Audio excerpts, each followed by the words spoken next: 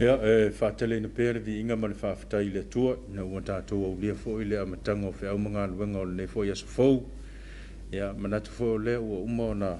whalele lupe o le tala le lei, o wā le tātou vātapuia, mo le tātou tapa au sili le langi. Ia pe o na tāpena ina le sunga i la o afiso swani, ia le sunga paungu sue, pou a miatu, ia o le kalesia e whakasa, ia mai leo muenga. Ia o le whaau tau moli moli o le tara le lei, tā o soi nailo tu soi fua au ona ma le tātou wola ngāru rue, ia o tātou wanga i atu mo le tango fia o whaau o le nei aso. Ia, tau ia na ia lo whangia le tua, utu pupu ina pea fulu o le senga ula, ia wāre tō whawha le tua i lau sunga le wāwhiso swani, ia wāre lango lango sua i pē le whaau ma le ngāru wenga le tua whawhatai mo le whaau, whawhatai fo i mō tālo sanga, ia tālo sia ai, le alo whaiva o le tātou atunu ui le. So, ia, fia lava toi whātāru whātu pa i o le tātou atunu, ia, le fau mase lua ma le sunga tau mate, ia, wā fo i le whātau tai o le tātou pol kalame masani o le Talofa Samoa e tātou i tasi. Ia, mālo le soifua, le sunga mālo le usu. Te fo manuia e, le sunga whata, le nei te au fo i le lofa maleanga leo le tua, ia, leo wa te fo i langile fa poroman fa sangi le tai au ya pe ona fa ele sunga le so swan mo tatu tofi ya fa te pele nga ngal fa tai le sunga le so swan ona ta pinanga ma tu fie e nga ta fo ile o vivingo le tour sa ta o la inga fa pese la inga safu ya ile fa amana ye tele o le fe au le tala le nei tai au ma lo ta pena ma lo sauni fa ta lo fa tu le nei tai au fo ia le tapoinga si o tātou atunu, mai lawa iau tele si o lava nei a tātou whanau, ma lo le alausu nei tai au, ma lo le folau, ma lo le tau, ia whaftai le lofa maleanga leo le atua lu, tātou tau nure o ngā tau nure newe asa, ia o lo waso lu. Aso sfutasi, ia, o le masina o me. Ia, tātou se atu foi whai ungo le newe aso, ia whaftai le lofa maleanga leo le atua, pa Talofa atu nei tai au fau, ia i tupu mai o se o tātou tnu, pa Talofa atu na o whionga le au malo le malo, malo masiofo, nga te foi leo le se o fonsi tō fia, malo whaltua, ia le fon whetalai, malo fisa malo le fono, nga te foi leo se foi pule uma, mao te fono, o se o tātou tnu, pa malo atu le whionga le te mai tai pāl, mia malanga pene te whilwhilia, ane nga te foi leo wharurunga mtanga luenga, ma lo se fo manuel nei tai au Talofa atu le Faamisionare ma le vaanga le Faamisinonga ia i la auto foi pito la au ia o sa ili ai le saunga le mo se o tātou tunu ia mai so nei vai tau o whaafita auli ma whaaflavi o tutupu whaafosei Talofa atu foi i whalurunga mtanga luanga taitasen malo lava le se fo manuia e ngata lea whaapito a ngofa se mātou whaatalofa nei tai au ati la to nga luel pon po ya pe ona ye le mtanga luenga so fo malo loina pe fo le mtanga luenga leo mati nei mu malo so fo manuia malo fo lau aftai le lo fo malanga leo tu sa tapo au ino lo to so fo ma sa tau matelete pe tu mania ya aftai o leo ta to futi moleta sil nei ta au fo ya foi pelve ngai le tu maul fa tau va o tanga ya malo lava so fo manuia. Ia, whātalo whātu i lau whionga i le te whono ma lau whaltua, ia whapewho i le sui te whono ma lau whaltua, ia, lau whionga i le whailau tusi au au, ia ma lau whaltua, whapewho i lau whionga i le teu tupe, ma lau whaltua, lau lea, ia le whontele, ia, whātalo whai le lau o tamau le kalesia, lau whionga i te whono, ma lau whaletua, whapewho i le whailau tusi ma lau whaletua, ia, meseo le lau o le tamau le kalesia, Whatalofa i whawhiangainga mau tō whaletua, ia ai meise fōi, ia o so se whatawhaitaulanga, ia o tātou whatasi, ia ma mafuta le nita au, ia ma tō te whatalofa ma whawhailo i atu, ma lo le ono sai, ma lo fōi te talo, ia wā whaiva ma tiu te o lo whapea ona whianga i ai lo tātou atunu, ia ai meise fōi lo nevai tau, whianga i pea lo tātou atunu, ia ma le whaamai i pea ona whaasopolodia i lo tātou atunu atoa, ia e mātou te whatalofa ma whawhailo i atu. Whatalofa fo ina i tātou mātua pensione, ta māma tina pensione o e Samoa i Malaya wale whiau mana ngā ruenga le tua ia ua mapu ane, ia o lo whai a pēr le whaiva o le talo, ia ua le tapua ia o faiva matiute o le kalesia ma le atunuu faatalofa ma faafeilo i atu e le gata i samo nei ia ae faapea foʻi i atunuu e mau fatalofa foi nei o tatou tinā ma tamamatua le gata mau tamalaua faapea foi le mapu i faagalele latou ia ua faatutugatā le soifua ma le ola ia ua gagase foi o latou vae ia o le matau o latou talo e ona e saunoa lausoa fatu ia o le talo leoleo lea nei o tatou matua malōlō faapea foi nei o tatou matua matutua ia o lo manuia i pea feʻau ma galuega o loo feagai ma le atunuu ia o le talo lava ia puipui e le atua lotou soifua ma le a le auale lenei vaitau o le faamai ia mo pe lotou malosi ia pe ona masani ai foi ia gasologa o feʻau ma galuega le ekalesia lausuga fatu o le pe o le vaiaso ne le gasolo ai le fotele ia ua pe masani uma lo le lasautina ia fagasolo mai le ia pe ona masani ai ia tausaga ua alu atu ia pe o le fonolaititi lenei vaiaso ia o le vasifo o le fonotele ia pe o le tulaga ue lenei vaitau ia o tatou iloa ma silifia ia tulaga o le faamai ia lea ua te o le taunua le fonotele lenei masina ia po lea foi se agaiga iai lumanai ia tatou tatalo pe le atua ia mo pe le toʻafilemu maua le lotele o tatou tagata tatou te tauivi ai ma lenei faamai ia e faatalofa atu foʻi le tapuaʻiga laususuga le toeina ma le faletua e mese o le aufaigaluega i le aufaigaluega mo latou faletua i le pulega alofi ia o feagai ia le pulega ma le sa tapenaga o tatou faigalotu lenei foʻi vaiaso ia matou te faatalofa ma faafeiloai atu aoa fesoasoani moutou faletua ia fioga ia lii ma tamaitai tiakono ia ae mese i latou uma o le autautua ua le feʻau ma le galuega a le atua i totonu o le pulega ia matou te faatalofa ma faafeiloai atu ia e le gata i lea ia o le matagaluega ana matagaluega ana ia o loo faapea foʻi ona tapuaʻia ia faiva matiute o loo feagai ai ma le pulega faatalofa ia faafeiloai atu malo le soifua manuia lenei foʻi taeao fou o le vaiaso na tenei fata sa uai atu ai foi lastonaʻi le o sagafeagaiga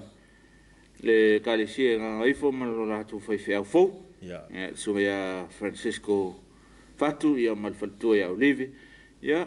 ma lo la ekalesia fou i gagaifo ia sa uai atu le lava iaso ia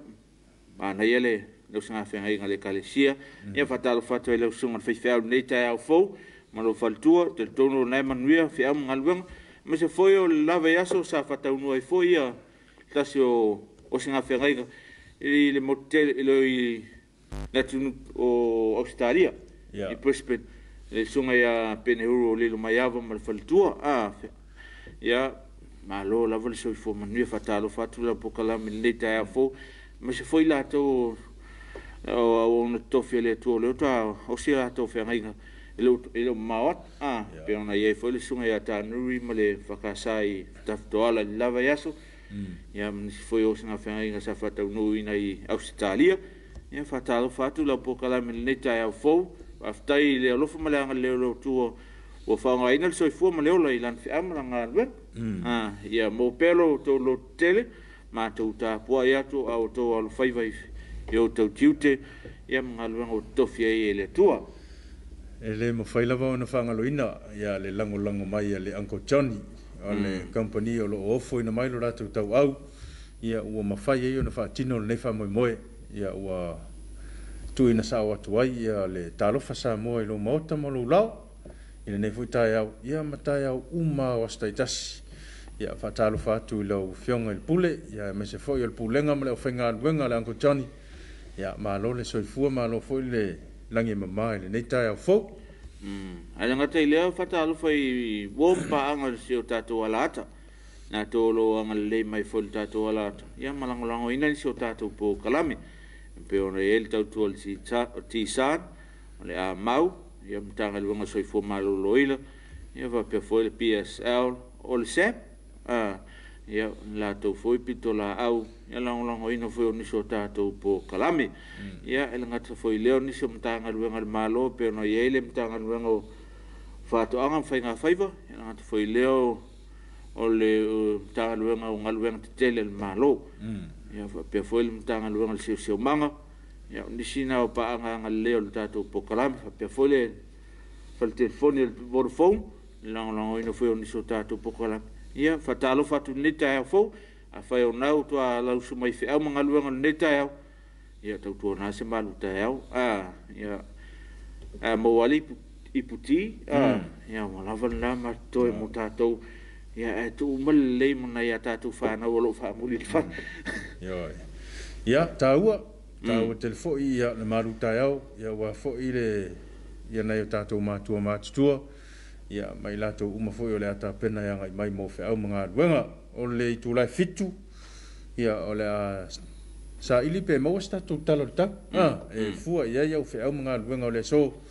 ia manatu o le a fai se tatou malologa o le a fai sina faafiefiaga a toe taliu mai ia ona toe faauau lea o le tatou talofa Samoa lenei taeao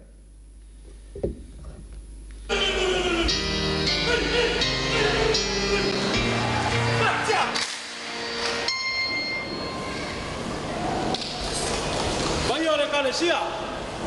Fio i Faamisino, Tikulanga Talavou le Fakasa, Usimaya le Mama Sipsila,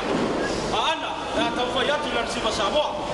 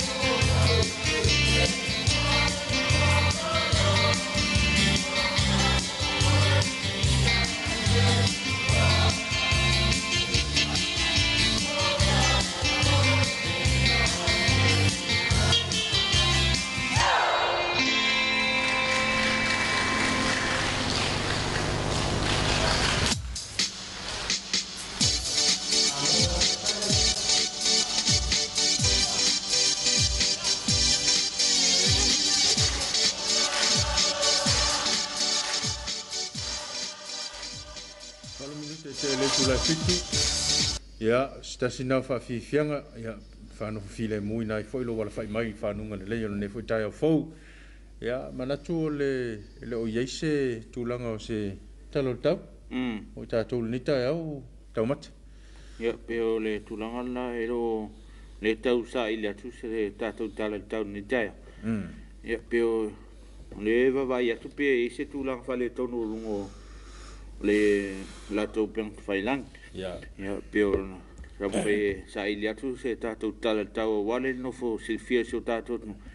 ya pero tulanga na fa malu to le malu so ta to no ni tai au ya na to lo tau fa lo mai foi pole alta la tau pole altu la mal tau ndeas ya ta to sa ile le tua ta to fa mo ile tua ya la ti fa silo mai tau ndeas ya o se vai ngai o nei tau langa upia ya o le tu langa le o so e foi matola nei tai fo ya e to alava e sa ngale mu lava me o mai lo ye se festival nei tai ya le ngai ngai mai fo nei tai ya ma lu lava se vili il nei tai fo il lo famale ngale le tu ya tu langa lava ya pe ona ile covid ya ma ona tapu fo ye pe ona tu ina mai ya o lo tatou fanga solo ai pe ma tatou anga i pe fa tinol fa mo pe ona yai o le talifonga ya tau mo fai lava ina ya fai lau talifonga tu langa o le vaila au te tafie yo au sanitizer ya tu langa masani lava ia ya wa lava le puipuia o le tatou tunu ya mai tu langa i pe ona yai ya fa tasi ma tau singa o le va lua mita le lua mita lava ia tulanga na ia e tau pe ona whaailo pe mo manum wha manatu le tātou atunu o lo tātou wola whaatasi ma wha mai le vai tap e ma o le tau foi o tau on tātou wha masa e tātou te ola whaatasi ma wha ia tātou te loi foi le anga ingo le loranga e la ngai ai ia wa malisi me ola Vengo fie foi pe la fai una talion talan se va o lo fenga mi so tato no ya wa o le meta o lo wilo ele mfento e se fama ya yo lo we ta foi na suisa si game plan tato te ta aloi yo wo ele to ngale game plan lo le tom fai pui ya o le game plan lo il temne o le ola fata simal fama ai lo ola faitet ia ola I lunga polo inga matau singa wa mai mtanga lu o la fai mai mtanga lu fai telefon lo e tau fai telefon ata ol tafio amale lua mit ia e tau no fai me fa pena ia o le game plan phone la lo tatu ta alo timne ia fa malo to le falulunga mtanga luanga mtanga no se fo malo loina fa foi la to lo ngalue ia wal mal pupuio so tatu nu na to le laina pito iluma ia pe foi le New York na to lo ngalue ia malo le se fo manuia malo lava le tau malo le unsa ele fa ngofie ia ni so la to lo no vala ma inga ma tua mfana ia wo fo lava tau tua ia tau tua I so tatu no malo lava so fo manuia e pe e ma ua atu le tulanga bio nei fa sisilanga ia onga le kalesia o le ato le ua ia le fa salonga le utu ina mai ia o le ato fa wa wina pe o le vai aso fo o le fo aso sumo le ono le te amata lo ia foi ma ona tulanga e pe ona fa ma maluina ia pe ona ia onga ia tatou ia tele ia pe o malo fo le moenga no usala kolisi mo luana ia to sivi wa ona le silia mal tolu sela ia na tai tolu aso onga o isi senga e lua so onga pe la ona ele va senga sfuma tolu sfuma lua mal senga se fu e tolu la to aso nga fu ila solu ia senga sultasi mo senga iva ia na lua so la stofi mal sfaraile no wenga a fai ona te senga iva senga sultasi e tele alu le onga ila senga fu e tau la solu na le stofi mal sfaraile la o fa vanga mai foile temta o fai ao ia e tal nom sala o pule ni sumta upu ia al meta ona le solo e fa silanga la sonna ta pena le fesile o me fia fa malama pe ona tato ia nei lua masina le sa ta fia iao ia o ani me le malama te mai tu sil leilan ia sau le vai so fo ia o le situ le ia lo ia ni suenga lo e o fa pa fala ia suenga fa nga tono neto sang aloa e fa mo o le atu ia au kuso le kwatalua ia pe ule se olam malos ta pena ia o le stulanga le na o va ia tu ia o le tulang fo le fa maluina o le pepatui ele ma fai ona ia lu pe a fai ri atu au tu elu a fai na le tasilo tu e tele ele ia taua mana ia telefone na ma fonga wa ia ia o fai te tanga la ma le puinga ina ia o lava ne ia fia ni si vo ia le tulanga o lo ia fa mai te mene ia vai la alum fana tato matu to e su le pepatu ia aloa mai po fele be la wana na po pe se me no numbia ia wa eta pena mo ves fo ia pe ona pa se mata le temo solo tato nga lu fatas tato feolo fatas mal fam ia wa tato fatu tu ia ele vai foi na ai lumai na ia tato fana malo la tu soi fo no winga ta pela pe patu ia lo walo ia ta pela na me aonga mo le vai aso ia mo to ia me o onga la ia I lalo le se lau le fai numero pelo ia ko le pauta ma ni so onga noftu mau ia e la tu le sonfu ia vai so ato tu sala la o le a toa le la fa la toa wa la la lo ifo ia la lo se la a peola o ngai le o va mal to se la vai lo le vai tam fai na to lo sa o le si o isi se ia lua ia ma le foi ia si fatai le tu langa pea ia fa malo to i mai tai pule ma li pule o mo kolisi mo lunga tonu se o tato nu fa na wa onga mai la vai pepe me ya fa tai se yo i kolisi mo lunga mai university ma lo la verse fu mania ia o i foi ai lo ta me diti na komiti lo ta fa o lo komiti lo ta fa o ma ta mai diti na komiti lo va tu me onga fai lo la wa ku la fai me fai onga la i ku ai ala foi fai mai al fai o le si o le ala ko i valu le un pu ya fatalo fatu il fana wa onga ya tapena pena vai le atoa onga ya baba ia u apia onga me umana tapena ka penga mama ele ko i se fa ka nga api ele se fa ka nga la fa ka la ka usa la sa ke ve o ko va peria e ko e boxi o ka fo se mama te wo mai in ko pe ali se me no fa tanga mai ya February le amtango a ya tawa o le fa tanga la motatu o ni o tatu tangi foi ni me tele le time le tatu te ye covid ya ta pen tu si lalo na fesili ya fesili ya o ya tu foi o le sa un mai foi fe ya o ya mai la tu ta falo na ya taua telefone nga wenga pitola au faya onga fatal fatu le mtanga wenga wa onga i malifa ya ile office sili ya office langolango ya mse foi o le pulenga ya mai lato umaro nga lu ai ya fa pe foi ma ali meta mai te faya onga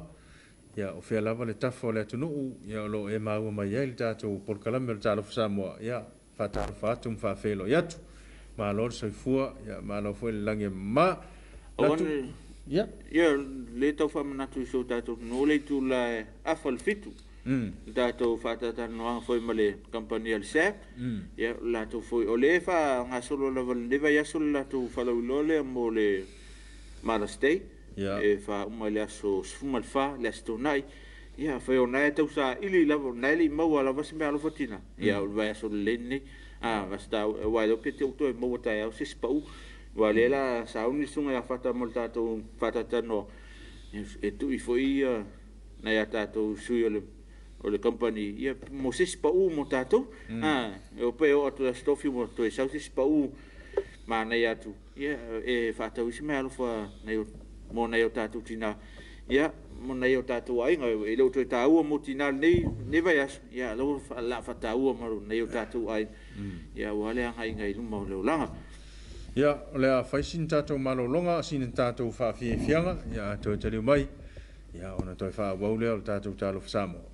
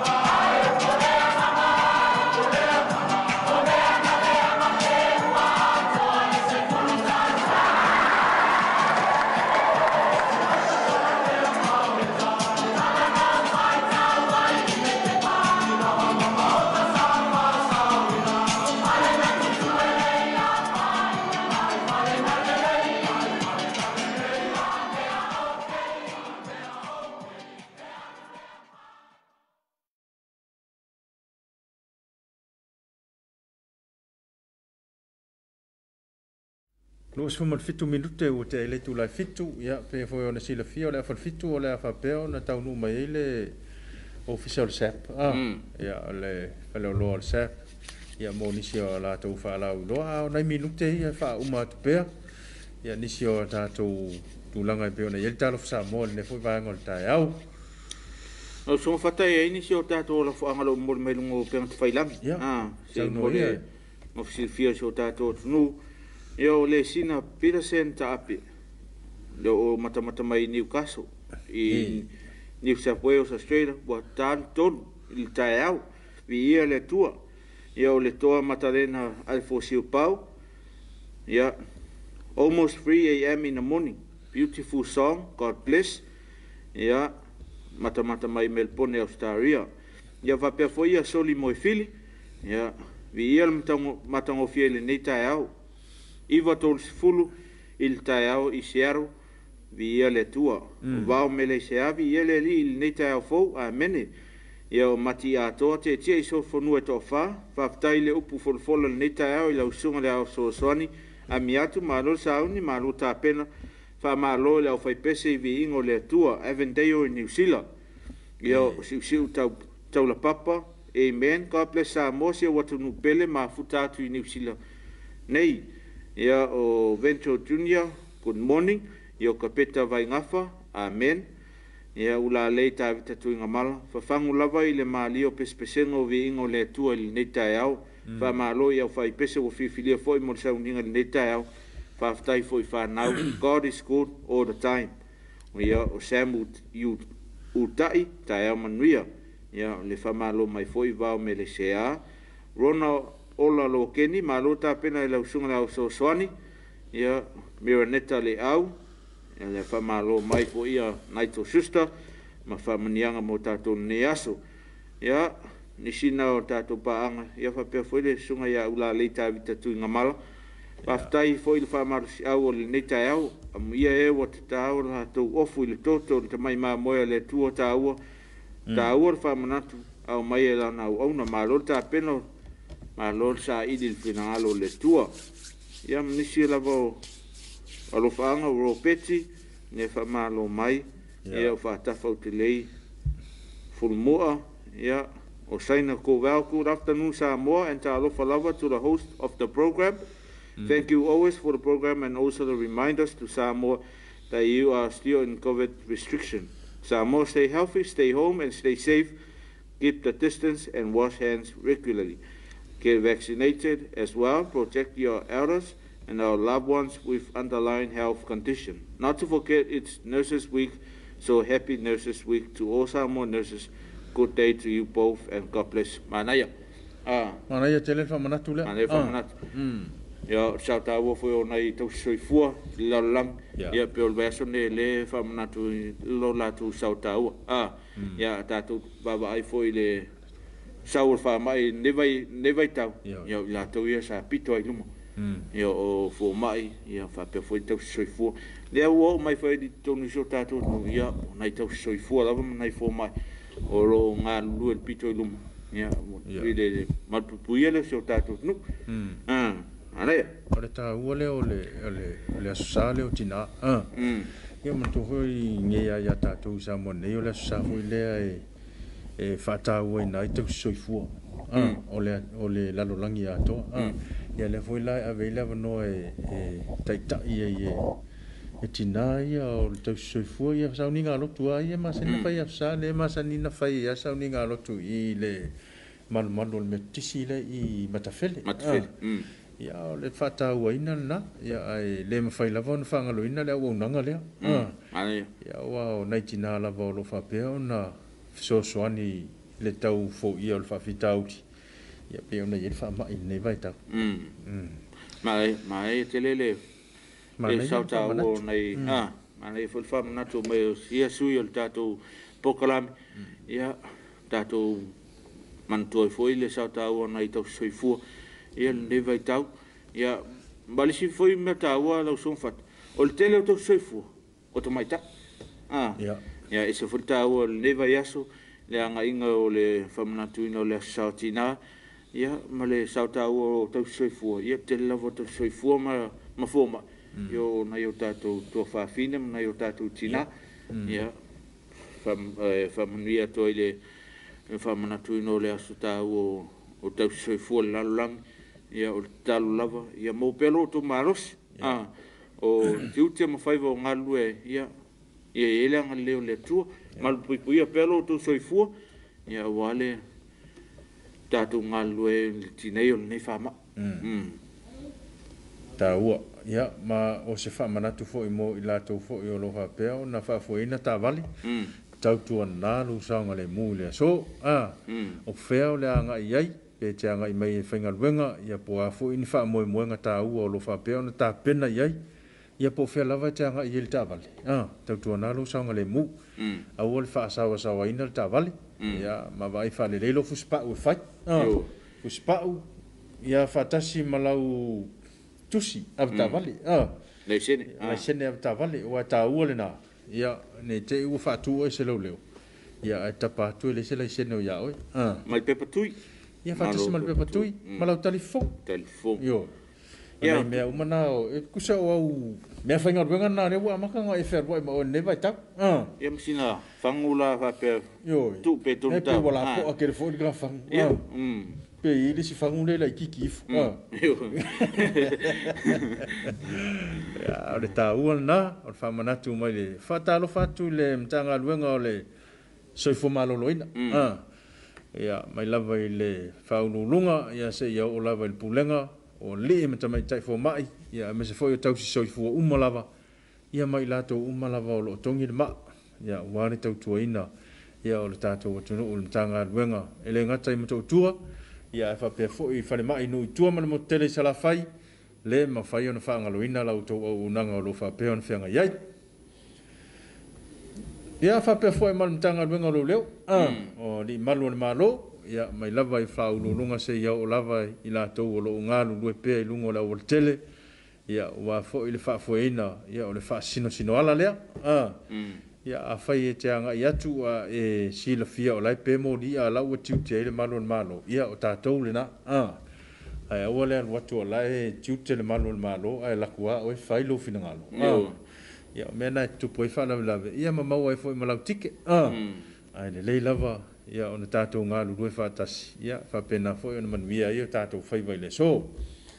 Ia te manatu o logo a whalwhit. Ia. I tali ngā fo ia. O le a whaisin tā malo longa, ia tādia i le taunu mai, ia o le ofisa fo i el SAP, ia wā fo i se lātou whātatasan noanga i le so.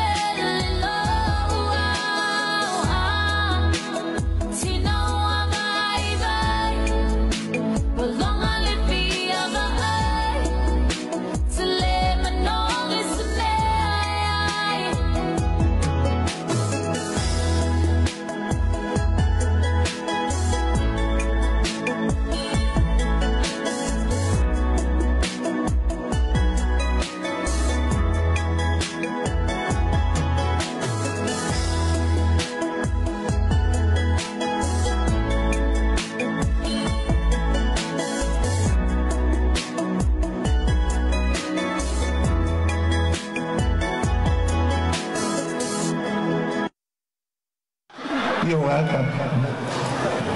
I like your hair.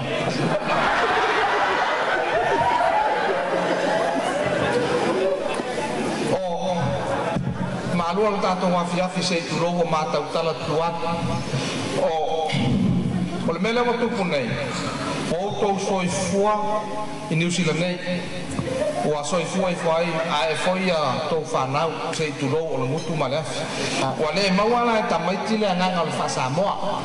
O lo watari lea. O le rala a whele anga foi le whakaikai. E tau ia ia te ia I ngō mea wha Samoa. Esa ora fai a ona. Tulunga. So luma. So sau no felalo I. Fai a ona le lorona ya le kala a oi. Sau e nofo I lalo I. Ole awa onga fa Samoa le la fai le lida. Sau e nofo I lalo. Sau e nofo I lalo I.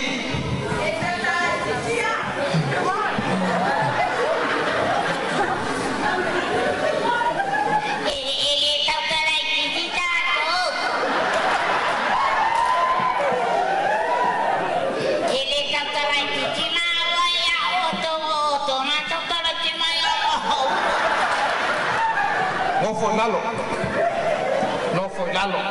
ia whaalongo le nei ia o talinga. Ia. Listen kiliani. Listen kiliani. Vaya ona. Awale koi mata hanalo u. Whaalongo manino. Whaalongo menino. Leo le tele le fa Samoa oi.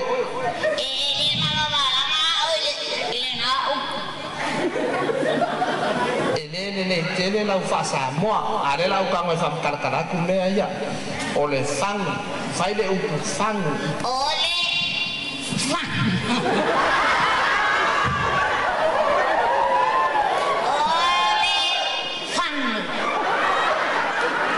Ole fang.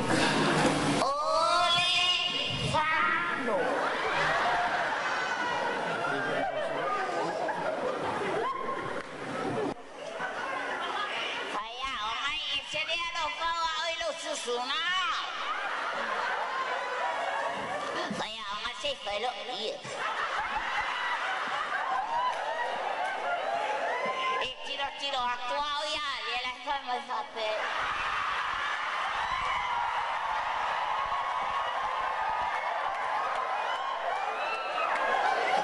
Halo. O le la tango, le la tango e tau fa palang lai titi. This is a tin. Fa mai la yo e. That's a tin. Yeah. This is a tin. This is a tin. Vaya kau. This is a tin. This is a turim. Awake aka. Ini aka ule kau lo sum. Ipu.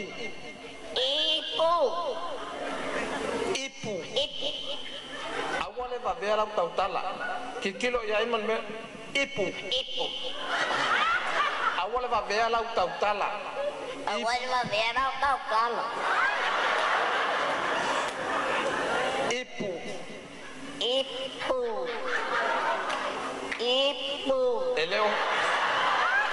Eleo faiatu au. Ipu. Lefa. Ipu.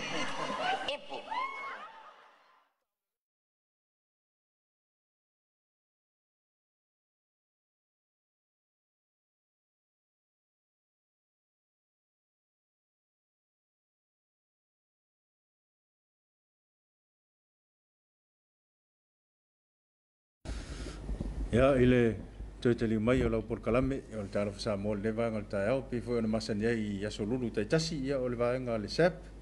le foi o mato feiloi ia malmanuia ma silomanai va pe foi to fina rona ia ua foʻi nisi o faalaau iloa ua foʻi le silafia na mamalo o le tatou atunuu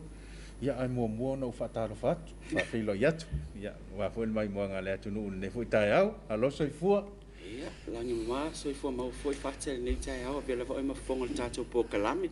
ia fiafia foʻi faatalofa atu le tatou atunuu lau tele mai mauga tele soi mauga iti le gata foʻi lea ia o le aufaigaluega tofi le tua so se faatafaitaulaga e kalesia keusiano tonu se tatou atunuu e o faanoanoa manu ia auā manuia ma le folauga le tatou atunuu ia o tatou iai pea ia i tulaga pena ia le koviti tono Samoa faatalofa i paaga masani a le tatou company lenei taeao good morning matou talitonu ia sa maua le tatou atunuu lau tele se weekend fiafia ia ma se aso saotina manuia ia le gata foʻi le faatalofa atu lenei taeao ia i latou uma lava o avea le tautua le sap ia ma faleoloa o le aiga faleoloa le atunuu ia ma vaega foʻi fai faiga faatauga ia ua lava tapenaga o le gata o le tapenapenaina ma le faamatagofia tonu aiga mo tamalawa ia e le gata foʻi le ofisa o pisinisi tumaoti ia o matagaluega le malo ia faatalofa atu iā te outou lenei taeao ai foʻi faataotolia i maʻi o le tino lenei taeao matou tetonu o lo ia au faamalolo tatou tapausili le lami ia lenei taeao faatalofa si matou tamaitaʻipule le fioga toʻatōʻalii i tofilau fitilega ai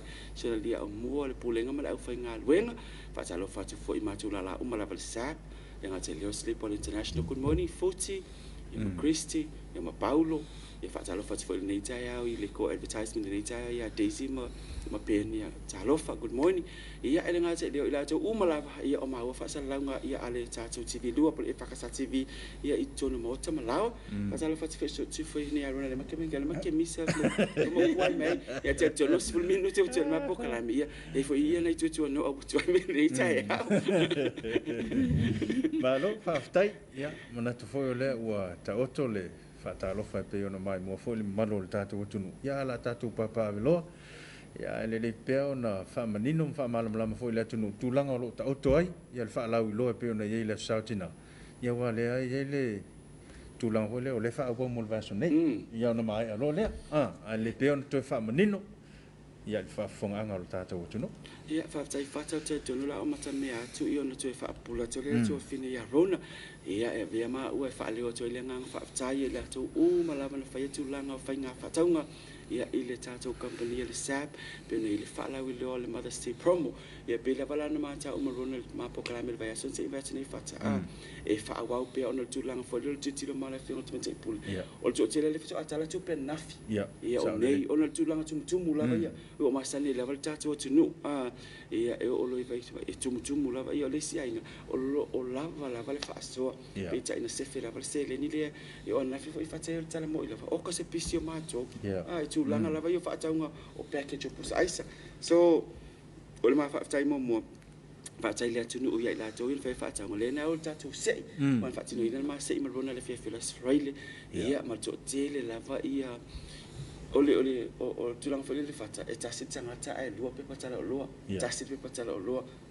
lua pepa talaʻoloa po o hampers mai le taula ia e vila kulasikegi o lona pifile le ua malo le milioga po le loto ua le talasaʻo lava ia lo te mo le mauina le valaau o lona a le faafetaitele lava na autovaa uma atu e piki latou pepa talaʻoloa le sonaʻi faitulaga o faiga faatau ma vaega uma faapena o loo faauauina la le tatou faamoemoe le lona uiga e le toʻisesi foʻu valasosi fesani faatau faapea fela le seʻi le matou tio ai le lava le fasili foi le fioga fata le vai asa le tenei le o mai al tatou se ali lava fa wina tulaga o le tatou Mother's Day promo se pa ila stona aso sunu le fa melu o lu ia ona tulaga foi lele a wa lava ia tulaga o fainga fatauga mo na yo tatou ainga le ngata le mama mai tual talaino le seleni ia o le tu le kiu le laina wa pela na ave lava tatou fa mafa o le la e o le se vai ma le tona ai mo le safa totina taua manaya o le whaamanatu tāua le mo le malo le tātou atunuu ala peia o leo te whaalongolongo atu tau te leila tau e whakoa maua le se lengi a ngafi ai anga whapea lai maua le stona ia kei loe le o mai le whaalau lo a lea la u toi maua alo a wanoa nei ia e tau ai le stona i o le vaso nei ia na toi whapula rona Taila mula manoa le whaawawina le tatou whaalau lo le sautina le tele la vata to loa ia foi lo te loa ina foi le tu ina tu foi lunga tatou ala ta TV lo le tele tatou ads e amata mai I luma I tatou vaenga home appliances whaasosoro mai lava I tua I se e vai fo ia ma le vaenga electronics I TV o telefoni ai mesi o earphones ma Bluetooth speaker ia whaasolo mai lona I tua I le tatou vaenga o le Ashley recliners o se tino foa ai wala e whaawawina pēr ia tatou packages ia ma whaina e whaatawina I olo tai lua tai tolu I le tau le olo I tasi Pasolo tala I le ilunga tatou vaenga le home furnishing ia me fo ia oloa fo e whaatotunga ina ia tatou fale ia mauta fo I malawa ai me se ia le fale whawhenga inga malona fale tua ia tele lava ia fo tatou loa ia whaawawina pe tau pa u lava mo le whaawawina mai leo tatou whaalawi loa le mo la sautina ai awane ingalo mo tatou vaenga ia whaatau mai online lai whaawawina fo tatou tau ia I me whaiana I whaatau mai online ai le whaau mai na tatou whaalawi loa le store nai au le tatou I lava ia wa mai e pe sanoanga sinmana te whaatia se pe toi whaatu mo se si entry maneva yasi ai tatou nuina to telo na tinao oval fia te na mala awa te la to whailong o lo tinao wa mwana fia ai te visili mai sorry o le hafo lo whai o te manalo ai whaatai la mai I le afoi ta sapai mai o le mala awa to tatou company I le na tatou whaatastasi a whaapewhia maua so wata I nana au ina tu tatou Samoa observer la stonai photo spread I na le prints lava I pe whafsili mai maengal marketi e vatso te whatele tu ulu molo potu Malo, whaftai, ia manatu o le ua manino le leima malama tulanga pe ona iai le tu yes tatou sei o le lava e wha wau ia le wha moe le pe ona iai le wha lau loa o le asautina wha mai a ina I le astona ni I le tu la e tasi le uri le wha pe tapuni e le wha loa ia ma umai loa le wha lau loa le ia mo le asautina ia manatu o le ua wha longolongo atu o le lato ia ea onga ia o se ava no le leini nei po le ase tapenanga ale sap ia ua fui nei whana ua onga ua lewa ono no fui whale ia whaaftai ia whata mo le whaafsili ia o te loanga le tu poma le tātou o tinu uri tūlanga pena ia le tūlanga wa onga tau mwhainga le tāngā luenga I ngā te leo le minister ia le ofisa ma le tātou malo fo le tau mwhai le tu ina atu ia e pea na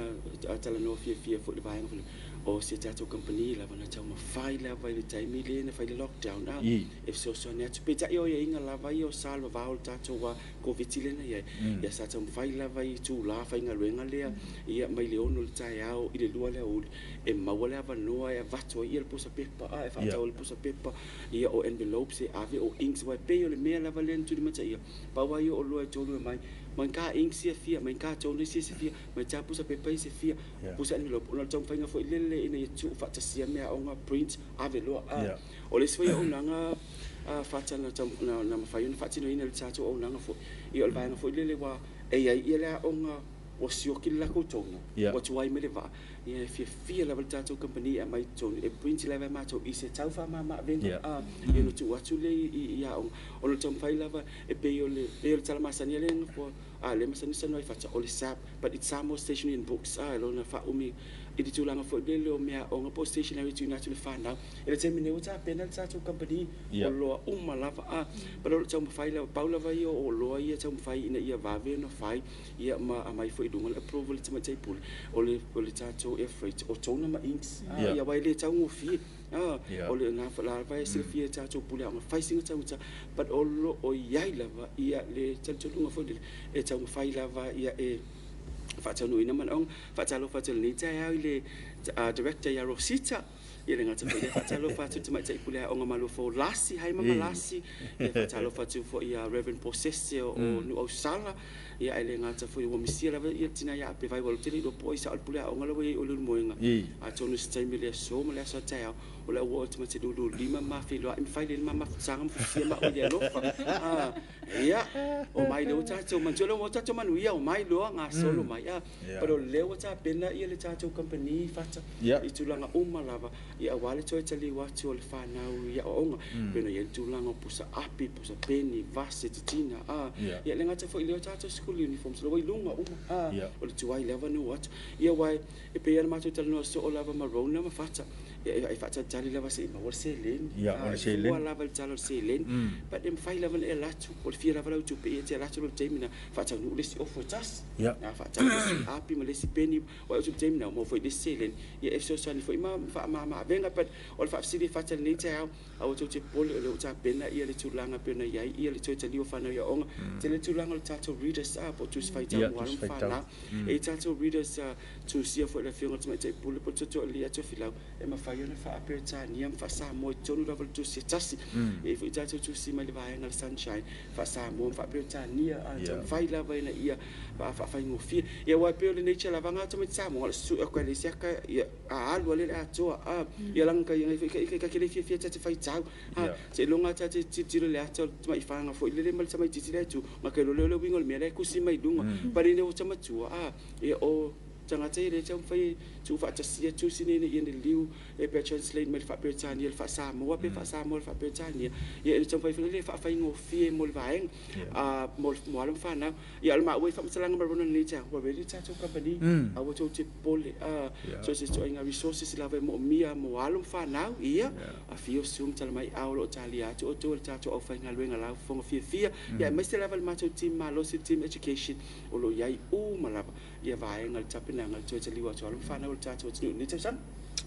faia o yese me o misio me a ongal fana ia le o sa no silo mana o lo maua uma ia ma o lo fa pe na ofo ina tu ele sap ia wa fo ele mana onga na ia tatu fana wa lo maua le no e to te liwa tu ia onga ia rona pe se fa poponga ile tulang hoi pe ona sa no yese lo mana ia fa fonga tatu wa tunu ia te no le vai ngala education e fa tauli mai na ia tatu me onga malava ai mo nai ai ngai mo mai tunu mau le ni la to alo pe ngalo na fa vai time ia me fain toni mai fa fo po New Zealand po Australia na te ai te tongi me lo talo fa voucher ina sa la io mampo o te fa fa ta mo te mai tia onga wa to ya e te fo yo onga e le tato talo fa voucher na se tongi mai lava pe fia la fa inga se le na te fimna fa ale me onga ana yo walo pe lo se la to se la le se la pe afeta la fo ia la tola ia mame va ai po a me nga wa e stana te e se me la tong me ala to e se me to sa ili ol fa la o te ia fata lu tu spita ile wa nga me ma o sin te fa po tonight tato wa te lo ina le silfi fo le afinga sin manai te mi o to awa ea o ngai fa tato mobile station e o anga itua ia onga ia pe o Peace Jack po a mo academy e so ani e fo e nei lo te malanga me nei matua e fai fa tau tau fa lo ono le tumu pa se te va ai pe le pule nga ma ai me se fo la fiona te mai tai pule ile te tala ina mai le o tatu va va e fa alu ne te mini pe te fa wa pe le tatu fa mo le au te lo ai it take into consideration ia tato mobile stationery le masinin fasol ala telefo tato packages ia nga mo nai fa na nei time ai le to ia mata ina fula ala o nga wa o te lo nol NUS la valoa tatala te mini ia ala telefo tato NCEA study guides ia nga mo to courses nai ave te mini sai ma lo fa ftai ia manatu le o manino malama tulanga pe ona ia le fa mo le mo nai fa na wa onga ele ngata mo Samoa nei ia ai me se fo ila to o ngalu lue ia tunu i fa fo ngalu nga fa vai taimi ia lo mau ale vanoa au mai le tupe ia sa lotina e sa uta pena le fa na ia wa le vai so fo le e le si vai ia le vai so tu yon tua ia nei fa na la iti msalo por fa ungal masina le ua fa longo tu ia i vavao pe ona tu ina mai ia le tala ma dia lava ia le sepa tali o manao ia i taimi umalava e te manao mi ai le fisosoani ia manatu ona o le tatou taimi ia watu nea wanoa pe iese si mea e toi fia whaapula o whaafonga le tatou watunu ia whaatai fo tua fini a rona mo le whaapula ina le vaenga paua nei au ni ngalo tu mata ia pea ia le tatou po kalame le lei o nisi o tatou whaalau i loa mawae ia la whaapena tapene me le tatou company le vai esu fo lo ringa le titiluanga i nisi vaenga ia e whai le tatou whaalau loa ia e mea ma mo rona le tai au whaalau ina le ngang whaatai fionga fata fai mafonga le program le ngata lea ia o le pulenga ma le au fainga luenga le tatou TV lua le ngata le pole tatou EFKS TV ia ma te mole te fo i fa te tele tatou wa pa anga masani lunga le tatou wala ata wa bene ia lata ia fa le wina ai ia fa la wilo ma vai fa pena ia i tono mo ta malawa pa wa le nei o matou wa fa msalanga pe fa pe wise matou fa msalanga o sala le tatou program le matou tal masani ia matou te matua tu inga mangalo matou le toto ke viso fa mluele to ia fa to mai foi wal tau tatou tinu fa mluele foi le tua ia ile tatou tinu la tele le tai au fa fa mo ma va no ia mo le fa fa tele la fa tatou pa anga masani au ni ngalo pe ta o rona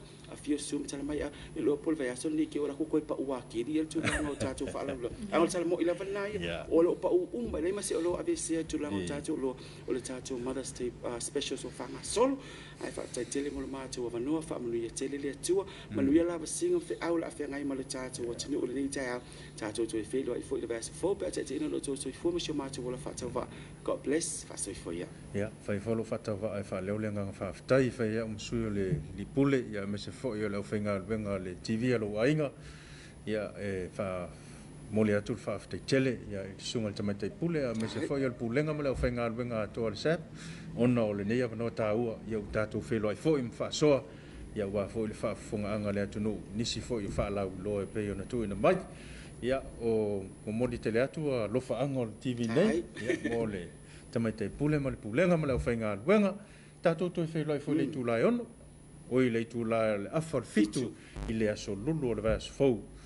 ia manuia tele fo i whasa usanga le tatou o tunu nei vaanga le tai au manuia le nei aso i ono whi au mga luenga tau whasa i fua